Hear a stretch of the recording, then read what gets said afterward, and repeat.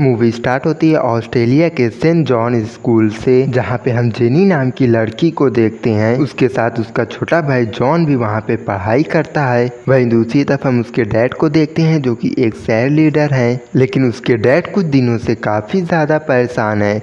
उनके ऊपर बहुत सारी कंपनियों के लोन है और कुछ ही दिन पहले उनका डिवोर्स भी हो गया है। और हर दिन की तरह वो जॉन और जेनी को स्कूल लेकर जाते हैं, पर आज इनका प्लान था कि ये साथ में शहर से दूर जाके टाइम स्पेंड करेंगे। अब ये लोग चलते चलते ऑस्ट्रेलिया के एक रेगिस्तान में पहुंचते हैं और जाते जाते वहां पे काफ़ी अंदर पहुंच जाते हैं। पर जेमी को उसके डैड का बर्ताव अच्छा नहीं लग रहा है। वो हर बार बार कार को बीच में रोक देते थे, पर जेमी को इससे कोई भी प्रॉब्लम नहीं थी क्योंकि वो आए दिन ऐसा करते रहते थे। अब कुछ देर तक ऐसा ही चलता रहता है और कुछ देर बाद जेमी नोटिस करती है कि उसके डैड जॉन के ऊपर बंदूक ताने हैं। वो फौरन अपने भाई के पास जाती है और उसे वहां से हटाती है, जिसे निशाना चूक जाता है। उसे ये पता नहीं होता है कि उसके डैड उसके साथ ऐसा क्यों कर रहे हैं।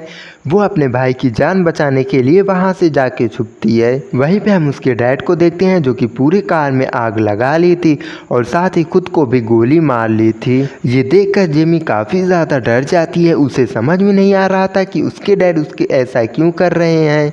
अब वो लोग यहाँ से बच के कहाँ पे जाएं, उन्हें कुछ भी समझ में नहीं आ रहा था। कार तो ऑलरेडी जल चुकी है। वहाँ पे दूर दूर तक कुछ भी दिखाई नहीं दे रहा था। जेमी खाने को लेकर सुनसान रास्ते पे अकेले बढ़ती रहती है। वो दोनों पूरी रात ऐसे ही भटकते रहते हैं और रात में एक सुनसान जगह पे रुकने का फैसला करते हैं। अब जेनी जो खाना लेकर आई थी वो लोग तो उसे खा लेते हैं, लेकिन अब खाना ख़त्म होने लगता है और अब ये लोग सो जाते हैं क्योंकि चलते हुए वो लोग बहुत ही ज़्यादा थक जाते हैं। सुबह होते ही वो लोग फिर से चलना शुरू कर देते हैं और कुछ ही दूर पे उन्हें एक चट्टान दिखाई देती है जहाँ से उन्हें आगे जाने का रास्ता मिल जाए। अब दोनों उसके ऊपर चढ़ना शुरू कर देते हैं और बड़ी ही मुश्किल से उसके ऊपर चढ़ने के बाद उनके हाथ में कुछ नहीं आता है। अब वहाँ से वो लोग फिर से नीचे आते हैं और बचे हुए खाने को खाते हैं। अब उन्हें किसी ऐसे आदमी की ज़रूरत थी जो उन्हें यहाँ से निकाल सके। अब ऐसे ही कई दिन बीत जाते हैं। वो लोग वैसे ही वहीं पे फंसे रहते हैं। यहाँ पे उन्हें कुछ भी समझ में नहीं आ रहा था कि वो लोग यहाँ से अब कहाँ जाएं। अब जेनी की हालत खराब होना चालू हो जाती है और उससे भी ज़्यादा जॉन की हालत खराब हो गई थी पानी ना मिलने की वजह से। और अब वो वहीं पे गिर जाता है और हार मान लेता है। वो अपने भाई को कंधे पे बैठा लेती है और आगे बढ़ने लगती है और अब वो भी थक चुकी थी। उसके चेहरे की स्किन फटना स्टार्ट हो जाती है और तभी उसे दूर एक पेड़ दिखाई देता है और वहाँ पे कुछ घास भी थी। वो सोचती है कि अगर पेड़ है तो वहाँ पे पानी भी मिल जाएगा। और वहाँ पे जब वो लोग पहुँचते हैं तब जेनी का शक सही निकलता है। वहाँ पे पानी था और पेड़ में फल भी मौजूद थे, लेकिन उसके मन में एक सवाल था कि क्या ये फल जहरीले हैं। लेकिन जब वो पक्षियों को फल को खाते हुए देखती है तब उसका शक दूर हो जाता है और वो फल सेफ है। जिसके बाद वो दोनों वहीं पे नहाते हैं और उसी फल को खा के अपनी भूख मिटाते हैं। वहाँ पे पानी बहुत ही ज़्यादा था और वो लोग वहीं पे टेंट लगा के आराम करने लगते हैं। और अगले दिन जब वो लोग उठते हैं तब वो लोग देखते हैं कि पेड़ एकदम सूख गया था और वहाँ पे पानी भी एकदम सूख गया था, जिससे वो लोग काफ़ी ज़्यादा निराश हो जाते हैं। अब जॉन जेनी से कहता है कि शायद गॉड हमसे खुश नहीं है और उन्होंने हमसे पानी वापस छीन लिया है। लेकिन वो उसे समझाती है कि कुछ देर की बात है और सब कुछ ठीक हो जाएगा। पर वो भी जानती थी कि यहाँ से निकलना कितना ज़्यादा मुश्किल है। जॉन जेनी से पूछता है कि आज हम किस दिशा में जाएंगे, पर वो कुछ भी जवाब नहीं देती है। उसकी आधी जान तो ऐसे ही निकल गई थी। अब वो कहती है कि हम लोग यहीं पे रुकेंगे। अब धीरे धीरे समय बीतता है और ऐसे ही 2 दिन बीत जाता है। अब ऐसे ही एक दिन एक चमत्कार हो जाता है और उससे सामने से कोई आदमी आता हुआ दिखाई देता है और धीरे धीरे वो उनके करीब आता है और असल में वो एक कबीले का लड़का होता है जिसका नाम वर्कआउट होता है और इसी के ऊपर इस मूवी की स्टोरी लिखी गई है। इसका नाम युगोलो होता है। वो अपनी भाषा में पूछता है कि तुम लोग यहाँ पे क्या कर रही हो। जेनी उसे कहती है कि हम लोग यहाँ पे फंस गए हैं और हमें यहाँ पे पानी चाहिए, लेकिन वो उनकी बात समझ नहीं पाता है। जेनी काफ़ी समझाने की कोशिश करती है लेकिन उसे कुछ भी समझ में नहीं आता है और वो वहाँ से जाने लगता है। लेकिन जॉन उसे इशारा करके समझाता है और वो हंसने लगता है और वो उसे उसी पेड़ के पास लेकर जाता है और उसे पाइप से पानी पिलाता है। असल में पानी ज़मीन के काफ़ी ज़्यादा अंदर चला गया था। अब वो लोग पेट भर के पानी पीते हैं और जेनी के साथ जाने के अलावा उनके पास कोई और चारा नहीं होता है, इसलिए वो लोग साथ में ही जाते हैं। बीच में उन्हें कुछ जंगली ऊंट भी दिखाई देते हैं। अब यूगोलो शिकार करने जाता है। वो अभी नया नया वर्कआउट बना हुआ था, इसलिए उसका निशाना काफ़ी ज़्यादा चुकता है, लेकिन आखिर में वो एक हिरन को मार गिराता है और उसने खुद के साथ उनके खाने का भी इंतज़ाम कर दिया था।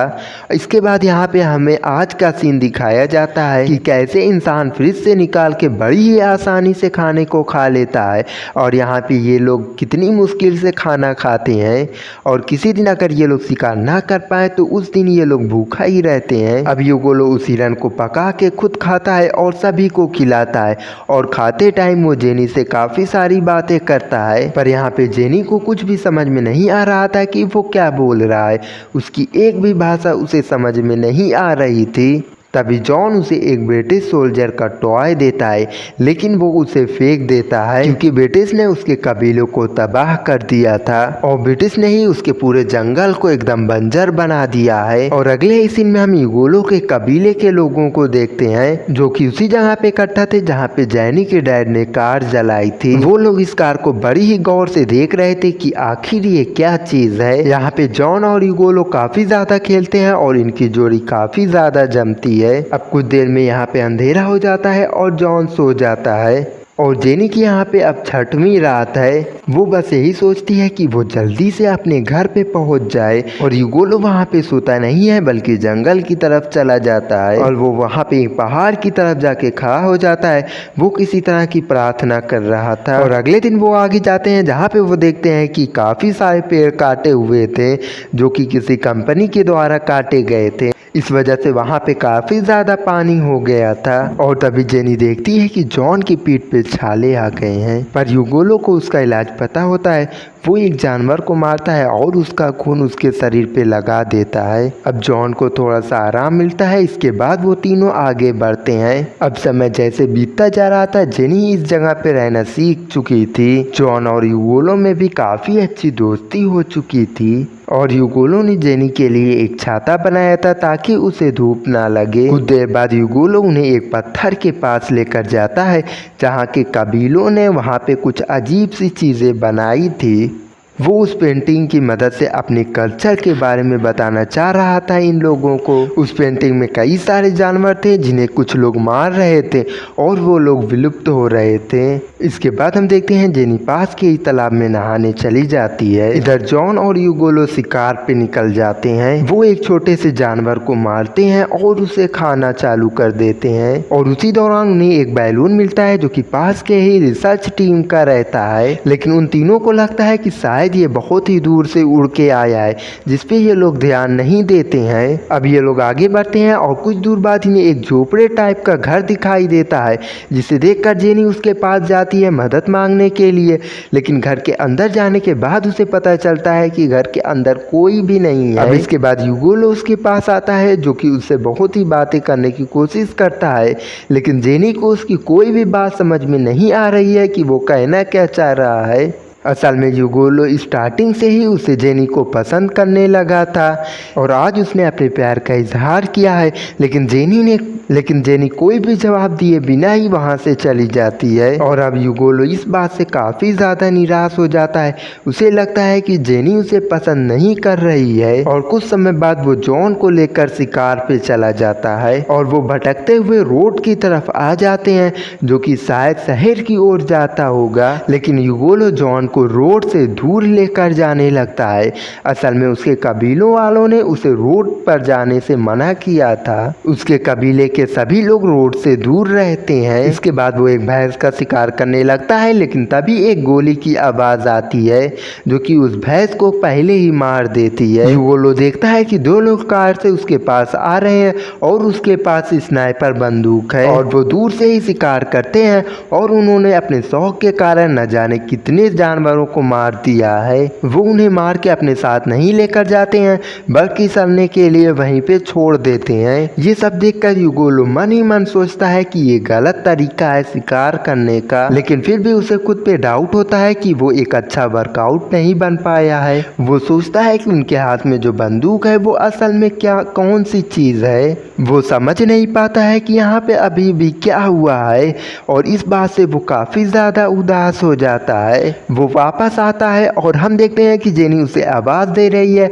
लेकिन वो सुनता नहीं है बल्कि वो कहीं और जा रहा है। असल में वो उन्हीं भैंसों के बीच में जाके लेट जाता है जिन्हें उन लोगों ने मारा था। उसने अपने पूरे शरीर में उन भैंसों की राख लगा ली थी और अब वो इसी तरह से आके जेनी के सामने डांस करने लगता है। उसने अपने पूरे शरीर में उन भैंसों की राख लगा रही थी। असल में उसके कबीले के लोगों का ये मानना था कि अगर उसे सामने वाले को बताना था कि वो उसे पसंद करता है तो उसे इस तरह से डांस करना होगा, लेकिन यहाँ पे उल्टा हो जाता है। जेनी उसके पास नहीं आती है बल्कि उससे दूर जाती है डर के, लेकिन युगोलो रुकता नहीं है बल्कि वो ऐसे ही डांस करते रहता है। सुबह से शाम तक ऐसे ही वो डांस करते ही रहता है। वो तब तक डांस करता रहेगा जब तक जेनी उसके साथ आके डांस ना करे, लेकिन जेनी कुछ समझ ही नहीं पा रही थी कि वो क्या कहना चाह रहा है। अब देर रात जेनी और जॉन बात कर रहे थे तो जेनी कहती है कि हम कल रात चले जाएंगे। तो जॉन कहता है कि कैसे, उस रोड से।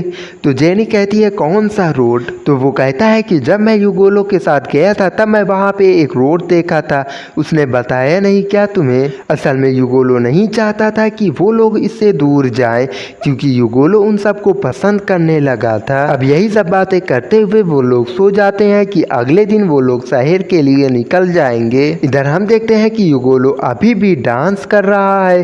सीन शिफ्ट होता है सुबह के टाइम में। दोनों तैयार होकर यहाँ से निकलने लगते हैं। तभी जेनी पूछती है कि युगोलो कहाँ है, पर जॉन को उसके बारे में कुछ भी पता नहीं होता है।